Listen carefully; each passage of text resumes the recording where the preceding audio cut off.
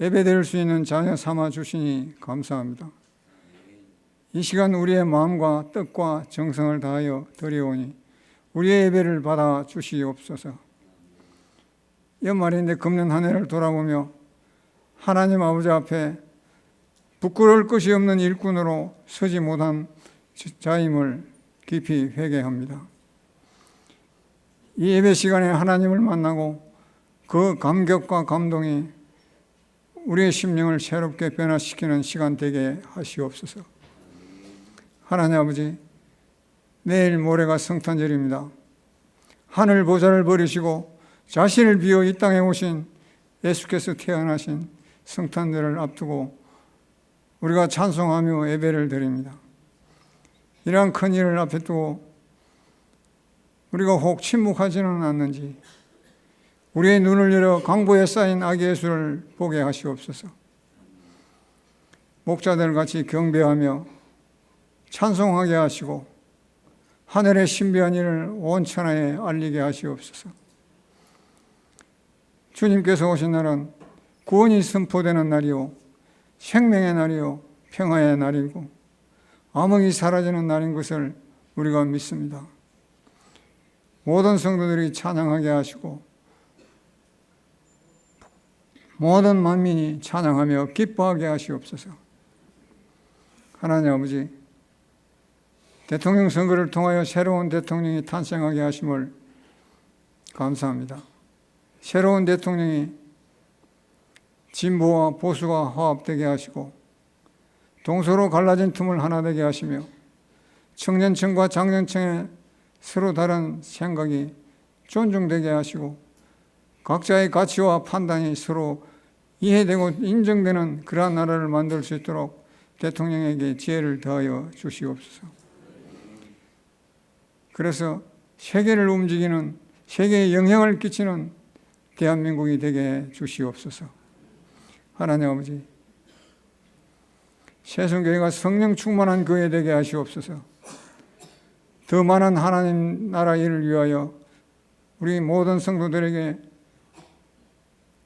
은혜와 능력을 더하여 주시옵소서. 2013년에는 성도들의 사업장마다 직장마다 은혜를 더해 주셔서 성도들이 교회의 일을 위하여 더욱더 열심히 봉사하며 헌신하게 하시옵소서. 하나님 아버지, 오늘 말씀을 전하시는 차종렬 목사님에게 강건함을 주시고 능력을 더하여 주시옵소서. 전하는 말씀을 우리가 들을 때에 우리의 심령이 새롭게 변화되어 한 주간을 승리하는 삶을 살게 하시옵소서. 시원 찬양대의 찬양을 기쁘게 받아 주시옵소서. 이 모든 것을 예수님의 이름으로 기도합니다. 아멘.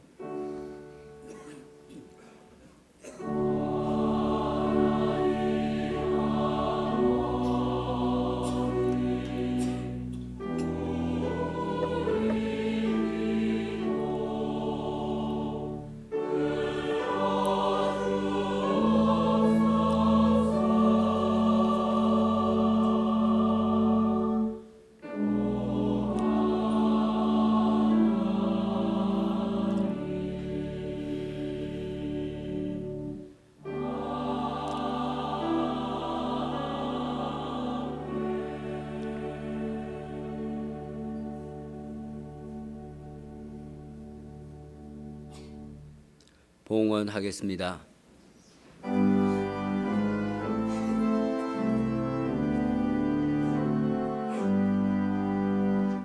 나의 보화 드리니 주여 받아 주셔서 하늘나라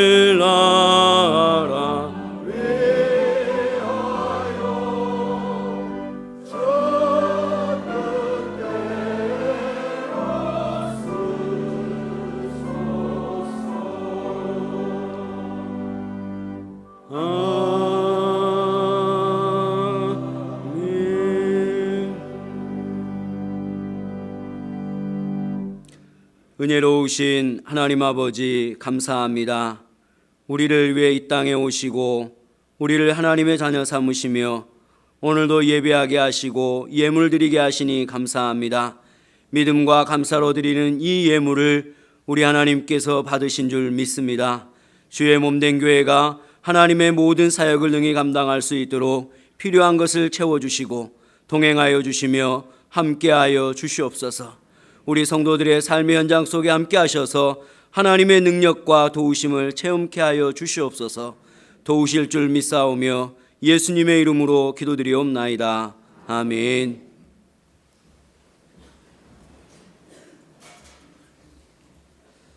하나님의 말씀은 누가복음 1장 46절부터 56절까지입니다. 신약성경 87쪽에 있습니다.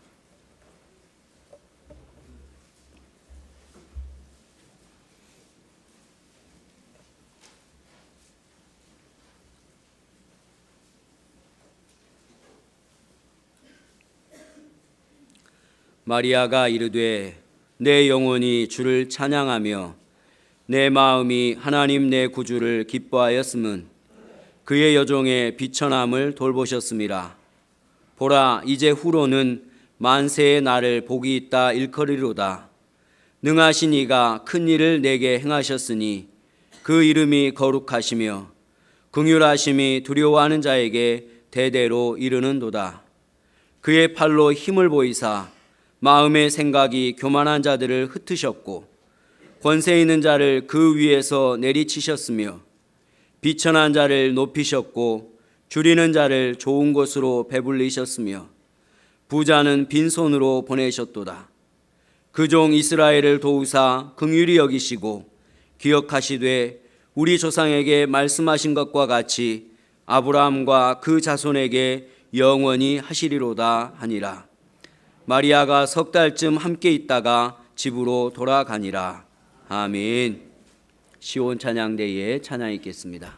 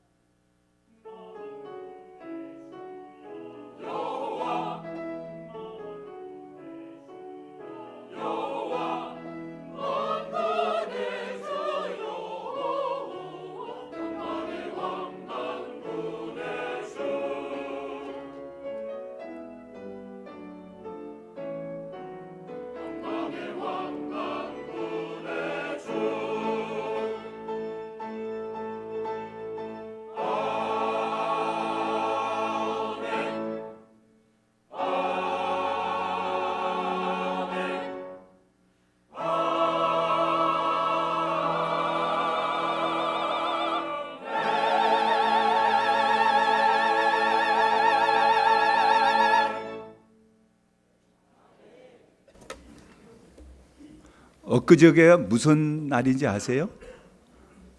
엊그저께? 동지를 뭐라고 얘기할까요? 1년 중에 낮이 가장 짧은 날이 맞습니까? 1년 중에 밤이 가장 긴 날이 맞습니까?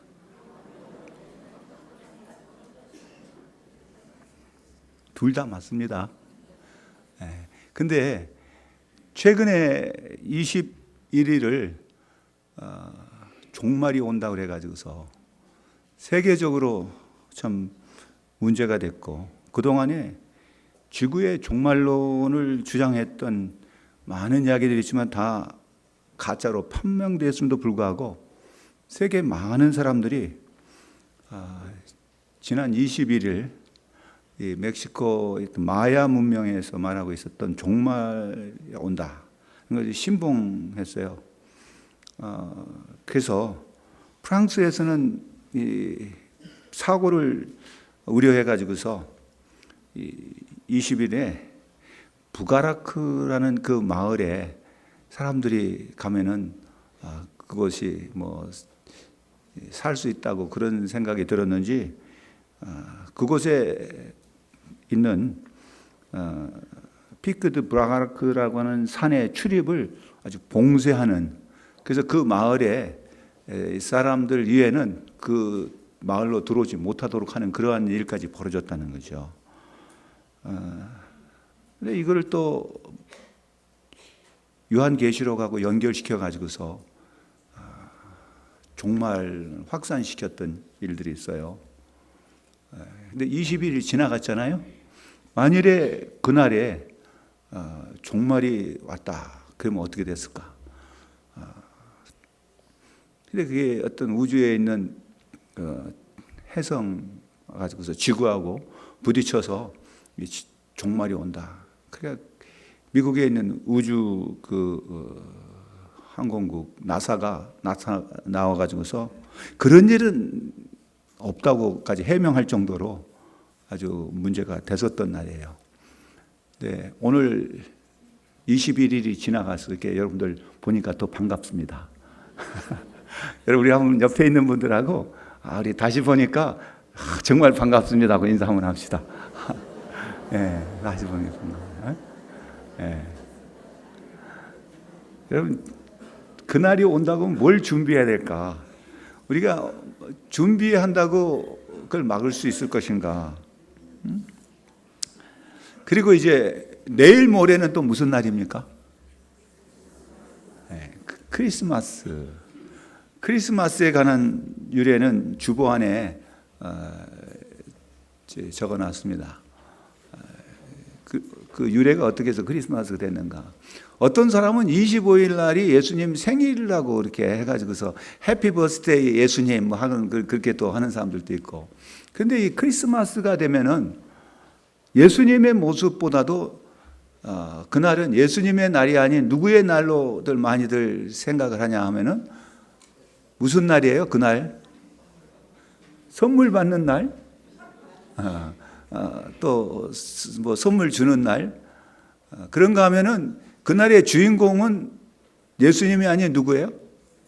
산타, 뭐 할아버지, 뭐 언젠가부터 산타클로스가 크리스마스의 주인공으로 등장하게 돼서 상업주의가 판을 치고 있는데, 크리스마스를 우리는 어떻게 준비해야 될까? 예수님이 오신다고 하면은 어떻게 우리가 그 예수님 맞을 준비를 해야 되는가? 그럼 우리의 삶에 있어서 뭔가를 준비한다고는 참으로 중요합니다. 제가 만났던 미국인 가운데 미 정보기관에서 근무하던 사람이 있었는데요. 그 사람의 집을 가서 보고 놀란 적이 있어요. 저를 어디를 데려가냐면은 자기 집에 어떻게 이렇게 가더니 지하 벙커로 가는데, 그곳에 가서 보니까 지하 벙커에 보니까 그 안에는 위에서 보던 그 집하고는 전혀 다른 모습을 이렇게 해놨어요. 그래서 왜 이걸 만들었는가를 설명하는데, 만일의 경우 핵 전쟁이 일어나서 핵이 폭발돼 가지고서 이제 LA 그런 도시들이 다 이제 망하게 될 때 자기의 가족과 일가 친척 한 30여 명이 그곳에서 3년 내지는 5년 동안 생존할 수 있는 그런 시설을 거기다가 다 만들어놨다면서 그걸 구경시켜 준 적이 있었어요. 근데 핵이 폭발해도 거기까지는 침범을 못하고 방사능이나 이런 것들이 다 이제 좀 사라지고 나서 나올 수 있을 때까지 생존할 수 있는 식량과 어떤 그 물 이런 것들을 그 안에 다 준비가 됐다 그러는데 3년 이상을 먹고 마시고 하려면은 엄청난 양의 그런 그 식량이 있어야 되는데 보니까 그런 게 보이질 않아요. 그래서 어떤 걸 먹고 하길래 이렇게 이 안에 있는 거 가지고는 도저히 안 될 텐데 뭘 준비했냐 그랬더니 우주인들이 우주선 타고 가서 먹는 그 식량이에요. 그 우주 식량이라는 거예요. 거기서 처음으로 우주 식량이라는 거를 1970년대에 제가 맛을 봤어요. 그런데 그걸 가서 따서 주는데 소고기 맛 똑같아요. 뭐 이게 물을 잠깐 부으니까 그게 또 막 요리가 돼가지고 하는데 와 이런 것도 있구나. 아이스크림이라고 주는데 그 맛을 보니까 진짜 아이스크림 똑같아. 그 안에 그런 것들이 쌓여 있는데 그게 많지도 않아요. 근데 이것들이 자기 가족들 3년 내지 5년 동안 먹을 수 있는 거라 그런 거예요. 그럼 물은 어떻게 해결합니까? 했더니 그 물을 어떻게 또 만드는 방법도 있고 때로는 자기의 소변을 정수기에다가 이렇게 받아가지고서 마실 수도 있대요. 그런데 전기가 안 들어오면은 어떻게 그 정수기가 작동이 됩니까? 그랬더니 걱정이 없다고요. 왜? 휴대용이에요. 그래서 자기는 어디를 가든지 그 정수기를 가지고 다닌대요. 그래서 거기에서 내 관심을 끌었던 게 그 정수기였어요. 그래서 내가 그 정수기를 어떻게 좀 구할 수가 있는가 해가지고서 가게에서 그 정수기를 팔아가지고서 한때 짭짤한 수입을 올린 적도 있습니다. 사람들이 수유용 정수기를 그렇게 많이 또 사가더라고요. 근데 그 사람은 어디를 가든지 그걸 갖고 다닌대. 그런 모습을 보이면서 자기가 준비가 됐다. 그래서 야, 이렇게 준비를 하는구나. 여러분, 오늘 저는 이 준비에 대해서 좀 말씀을 드리려는 거예요. 누가 온다 그래도 사람들이 준비하잖아요. 요즘에 개인적으로 가정에 신방하는 것도 쉽지 않아요. 왜? 성도들이 가정 신방을 한다고 하면은 집안 청소해야 되고 뭐 해야 되고 준비해야 될 것이 이런 것들 때문에 그래서 그런지 그런데 오는 것보다 한 군데서 모여가지고서 하자고 이제 그런 식으로 이제 변해가고 있는데요. 여러분 누가 온다 그러면은 집안 청소부터 막 정리하고 청소하잖아요. 누가 반가운 사람이 온다 그러면은 기쁨을 하지만은 반갑지 않은 손님이 온다면 아예 오지 못하게 할 수도 있어요. 그런데 오늘 이 모습을 보면은요, 이거는 누가가 예수님이 이 땅에 오시기 전에 어떤 일이 벌어지는가를 소개를 하면서 지난 12월 첫 주일부터 저는 그 예수님이 오시기 전에 있었던 일을 말씀을 드리고 있었어요. 첫 번째는 사가랴에게 있었던 일. 사가랴라고 하는 제사장에게 어떤 일이 있었는가를 말씀을 드렸고, 그 다음에 지난 주일에는 마리아에게 있었던 일을 말씀을 드렸어요. 근데 이 마리아에게는 정말 어떻게 보면은 이 예수님이 오시기 전에 있었던 그 일은 마리아에게 있어서는 축복이 아니고 재앙이, 마리아에게 있어서는 그게 은혜가 아니고 저주일 수도 있어요. 그래서 이 마리아에게 천사는 가브리엘이 와서 무슨 얘기를 해줬냐면은 은혜 받은 자라고 얘기하는데 그건 마리아에게 있어서 전혀 은혜가 아니래요. 아직 결혼도 안 한 자기가 아이를 낳게 된다고 하면은 그 당시에 이 사회의 그 종교적인 그런 배경으로는 마리아가 살아남을 수가 없어요. 마리아라는 사람은 그 소식을 듣는 순간 왜 하필이면 접니까? 난 결혼도 안 했는데 내가 무슨 아이를 낳는단 말입니까? 하고 질문한 거예요. 그거는 질문이 아니라 반발이죠. 나는 은혜라면 이런 은혜 받고 싶지 않습니다. 이제 그런 거죠. 은혜를 주려면 좀 좋은 걸 주지 왜 하필이면 이런 은혜를 나한테 주십니까? 이런 식의 반응을 보였습니다. 그런데 하나님의 모든 말씀은 능치 못함이 없다. 그 말씀을 하면서 이제 마리아는 주의 여종이오니 말씀대로 내게 이루어지이다라고 하면서 1장 38절에서 그 말씀대로 순종하게 됐어요. 그리고 그가 어디로 가냐면은 이 사가랴의 아내인 엘리사벳을 만나러 갑니다. 그 상당히 먼 거리예요. 그래도 거기까지 가. 나사렛이라는 동네겠지만은 그 동네는 비천한 사람들이 사는 동네. 사람들이 그 동네 사람이라면은 별로 알아주지 않는 동네. 그런 동네에 살았던 이 마리아. 어떻게 보면은 이 마리아는 뭐 별로 중요한 인물이 아니에요. 그런 사람은 또 있으나 마나 할 정도의 인물이 있어요. 그리고 마리아라는 이름은 이 성경에 보면은 여러 군데가 나와요. 이름이 그 당시에 마리아라는 이름 여러 명의 이름들이 마리아가 돼 있었어요. 그러니까 마리아라는 이름이 뭐 특별한 이름도 아니라는 거죠.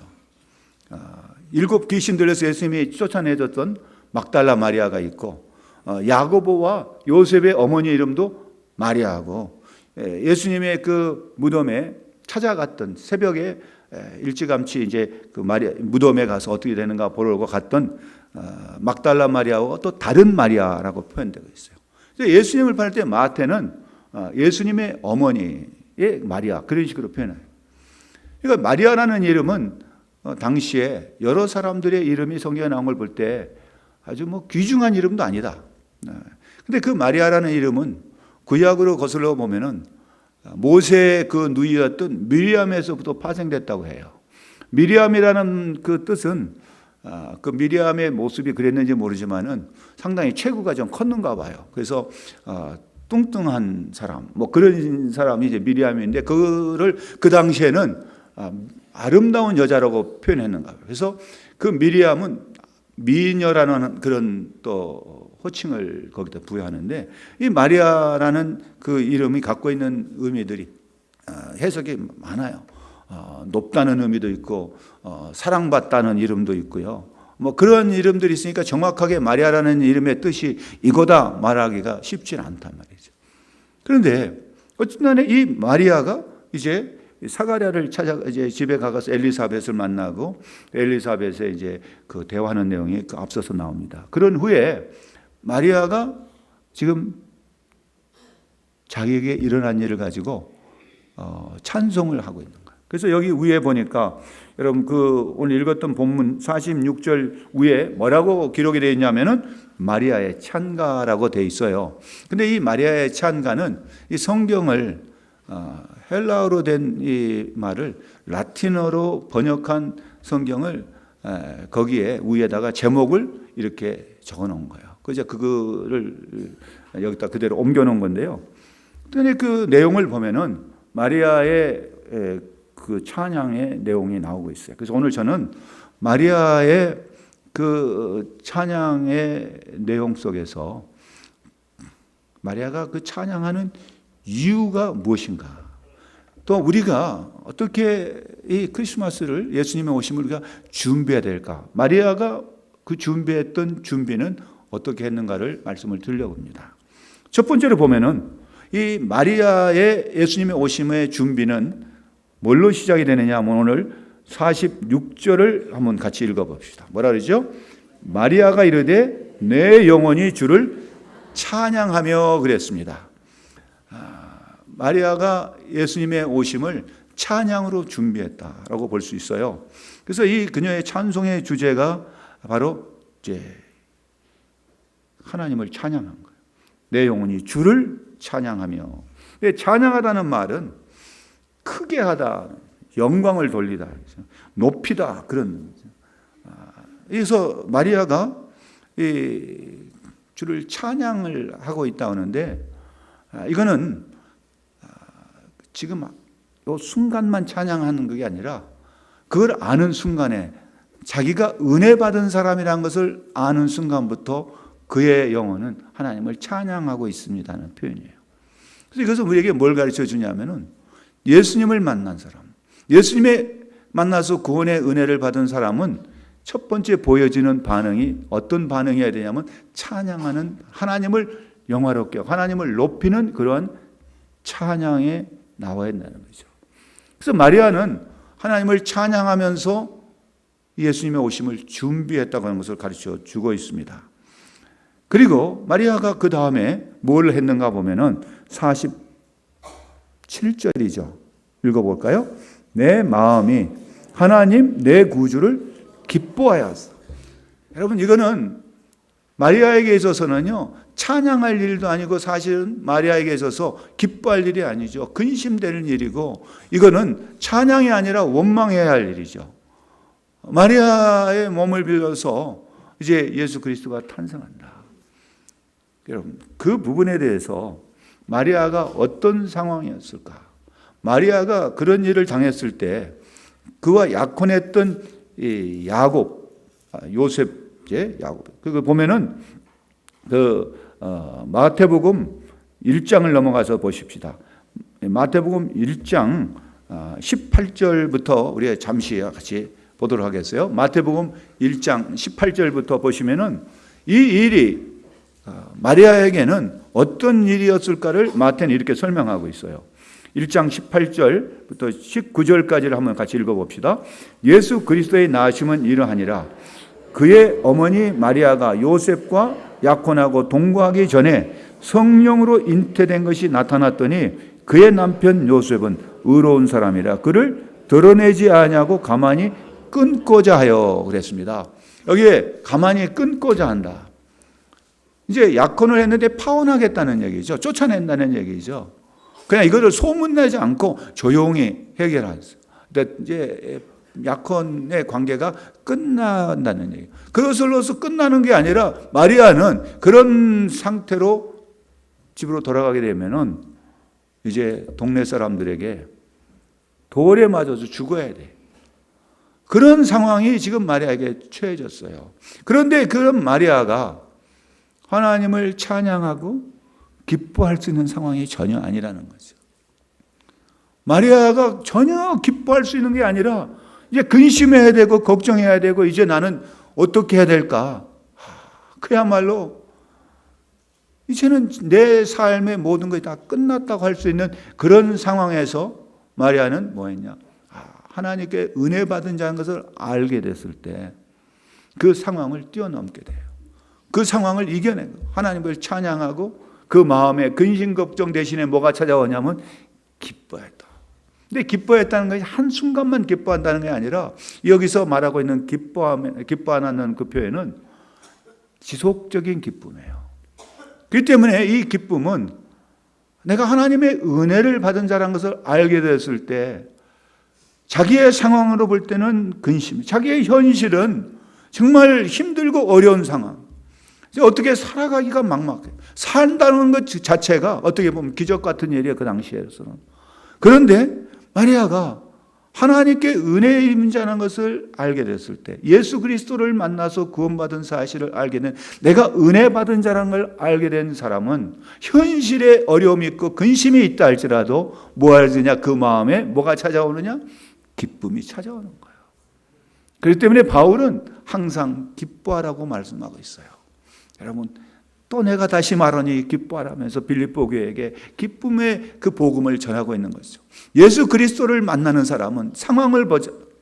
예수 그리스도를 통해서 은혜 받은 사람은 내가 처해 있는 나의 현재의 처지를 보는 게 아니고 주님의 은혜 속에 감격해서 하나님을 찬양하고 하나님께 감사하고 그 마음 속에는 기쁨이 찾아오는 거예요. 하나님과의 관계에서는 영광을 돌리고 그런 영광을 돌리는 그 본인에게는 그의 심령에 기쁨이 충만하게 되는데 그것이 기속적인 기쁨이 된다는 거예요. 일시적인 상황에 따라서 바꿔지는 기쁨이 아니라 그 기쁨은 지속이 된다는 거예요. 여러분 우리가 오랜만에 반가운 사람을 만나면 참 기뻐요. 그러나 그 기쁜 사람, 반가운 사람도 같이 있다 보면 그 기쁨이 점점 식어지죠. 그러다가 나중에는 이 사람 빨리 갔으면 좋겠네. 그죠? 할아버지들이 손자가 오면은 좋은데 가면은 더 좋다. 뭐 그럴 수도 있어요. 그러니까 그런데 여기서 말하는 기쁨은 그런 기쁨이 아니에요. 지속적인 기쁨. 내 생애에서 나를 기쁘게 할 수 있는 가장 큰 요인이 바로 뭐냐? 주님을 만난 것. 이 마리아가 그것을 깨닫고 그렇게 기뻐했어요. 그런데 여기서 뭐라고 얘기하냐면 마리아가 하나님께 찬양을 하고 자기가 기뻐하는 그 이유는, 그렇기 때문에 이 본문을 어떻게 해석하냐면 내가 하나님께 찬양하고 기뻐하는 그 이유는 이러하니라.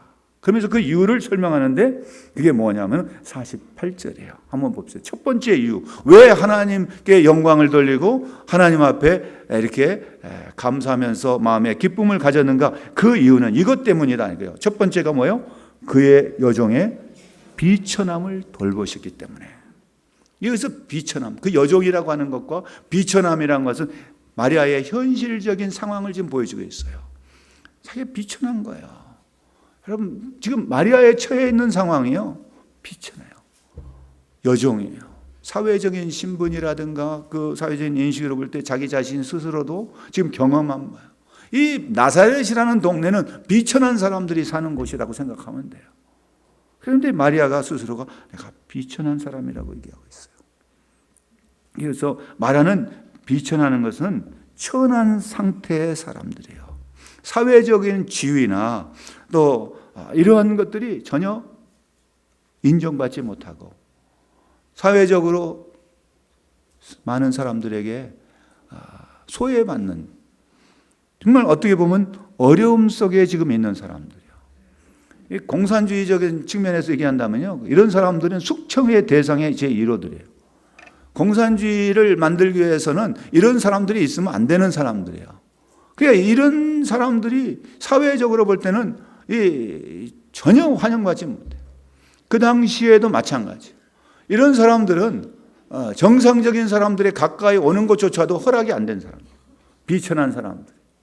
여기서 말한, 그 다음에 이 마리아의 그런 모습은 지금 자기가 결혼도 안 한 사람이 아이를 가졌다면은 그 사람의 상태는 어떤 상태가 되면 비천한 모습이 되어버리는 거죠.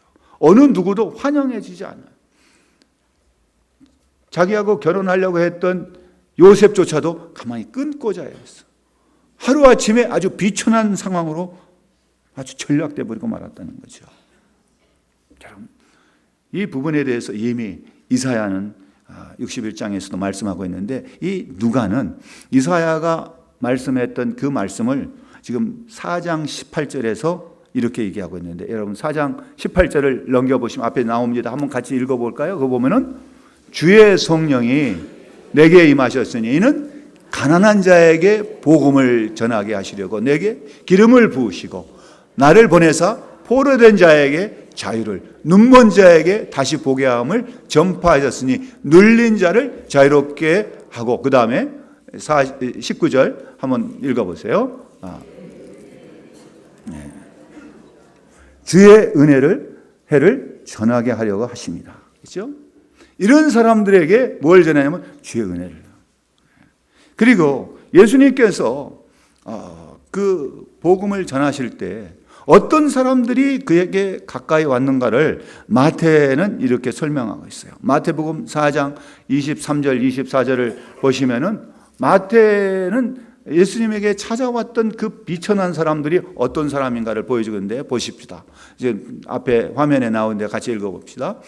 예수께서 온 갈릴리에 두루 다니사 그들의 회당에서 가르치시며 천국 복음을 전파하시며 백성 중에 모든 병과 모든 약한 것을 고치시니, 24절이요. 그의 소문이 온 수리아에 퍼진지라 사람들이 모든 앓는 자 곧 각종 병에 걸려서 고통당하는 자, 귀신 들린 자, 간질한 자, 중풍병자들을 데리고 그에게 데려오니 그들을 고치시더라. 여기서 지금 말하는 사람들이 비천한 사람들이에요. 이런 사람들은 그 당시 사회에서 전혀 환영받지도 못해요. 가족들한테도 소외받을 수 있고 사회적으로, 종교적으로 이런 사람들은 뭐냐? 하나님께 저주받은 사람이라고 그렇게 된 사람들이 뭐냐면 어떤 사람이냐? 여기서 말하는 비천한 사람이에요. 마리아는 자기를 스스로가 자기는 비천한 사람이에요. 그런데 이런 비천한 사람에게 하나님께서는 엄청난 일을 하셨어요. 여러분, 이게 뭡니까? 하나님께서 은혜를 베푸실 때 그 사람이 정말 비범한 사람이고 무슨 특별한 엄청난 무슨 뭐 권력을 가지고 있거나 무슨 뭐 지혜가 뛰어나거나 사회적으로 명망이 높거나 뭐 그런 사람을 하나님께서는 그런 사람도 하나님 사랑하셔요. 그러나 하나님께서는 이런 비천한 사람에게 무슨 일을 하셨냐? 큰 일을 행하셨어요.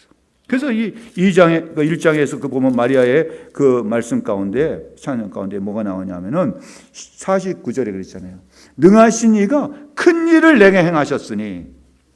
큰 일이에요. 큰 일이라고 하는 것은 우리가 말할 때, 큰일 났네. 그런 큰 일이 아니라 아주 위대한 일을 하셨다는 거예요. 아주 훌륭한 일을, 내가 감당할 수 없는 아주 놀라운 일을 나에게 행하셨어요. 그렇기 때문에 나는 주를 찬양하지 않을 수가 없다. 그렇기 때문에 내 마음에는 기쁨이 넘치지 않을 수가 없다는 거예요. 그 기쁨이 지속된다는 거예요. 비천한 사람이 변해서 어떤 사람이 되냐면 그 이유를 이제 이렇게 얘기하죠. 두 번째 이유를 보니까 48절에 뭐라 그랬죠? 보라, 이제후로는 만세의 날을 복이 있다 일컬이라. 이 복이라는 말이 뭐하고 연결이 되냐면은 비천함과 연결이 되는 거예요. 비천한 사람, 이 사람은 복받지 못한 사람이고 저주받은 사람이었는데 이 사람이 하나님의 은혜 가운데서 이 비천한 상태가 어떤 상태가 되냐면 복 있는 사람이 됐다. 그렇기 때문에 마리아는 하나님의 그 은혜를 내가 찬양하지 수 없다. 찬양하지 않을 수 없다. 그렇기 때문에 내 마음에 기쁨이 넘치지 않을 수가 없지 않느냐. 내가 기뻐하지 않을 수가 없지 않느냐. 내 지금 상황을 보지 않은 거예요. 자기의 상황은 비천한 상황에 있어요. 그러나 그 비천함을 뛰어넘는 하나님의 은혜, 이 은혜가 이번 크리스마스를 통하여 여러분들에게 임하시기를 주님의 이름으로 축원합니다. 정말 나의 현실, 나의 상황을 하나님께서 그냥 외면하지 않는다는 것이 또 뭐냐. 여기 말씀 가운데서 48절에 그의 여정의 비천함을 뭐 한다 그랬어요? 돌보셨다 그랬어요. 돌보셨다. 돌보신다는 얘기는요, 가까이 본다는 거예요. 현미경으로 뭘 관찰하듯이 어떤 일이 있는가 가까이 가서 보는 거예요. 관찰한 거예요. 쳐다보고 자세히 보고 아주 세심하게 보는 거예요. 아이가 아프다 그러면은 엄마가 어디가 아픈가 막 만져보고 열도 재보고 전전긍긍하면서 어떻게 할까? 아이를 키워보신 분들 그러잖아요. 아이가 아프면 차라리 나를 아프게 하지 왜 이 아이를 아프게 하냐고 붙들고 막 울죠. 열이 펄펄 끓으면은 그 아이를 붙들고 막 울어요. 저도 아이가 아플 때 막 안고 병원에 가서 막 울면서 기도해요. 하나님, 차라리 나를 아프게 하시지 왜 아이를 아프게 합니까? 보면서 막 너무나도 안타까워요. 그게 여기서 말 돌보심이라는 말이에요. 이 마리아의 상황이 너무 비천한 상황이니까 하나님께서 그를 버리지 않고 그를 보시고 관찰하시고 보호하시고 그를 지키신다는 말. 나 같은 사람을 하나님 나를 돌보셨다.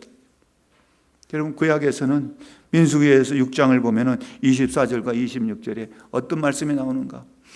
하나님께서 모세 통해서 아론 그의 그 자녀들에게 백성들을 축복하라고 해요. 그 위임에서 하나님의 그 복을 제사장에게 위임해서 그들에게 축복하라고 하는데 거기에 보면은 무슨 말이냐면 하나님께서 그 얼굴을 내게로 향하여 드사 은혜 베푸시기를 원한다. 평강 주시기를 원한다. 하나님께서 얼굴을 향하여 드사라는 것은 그를 자세히 본다네. 그의 상황을 돌보시고 그의 상황을 바라보시고 외면하지 않은 하나님. 오늘 이 시간에도 우리가 하나님 앞에 나와서 예배할 때 하나님은 그 얼굴을 누구에게 향하여 드려요? 나에게. 그 하나님께서 마리아의 비천함을 그냥 외면하지 않았다는 거예요.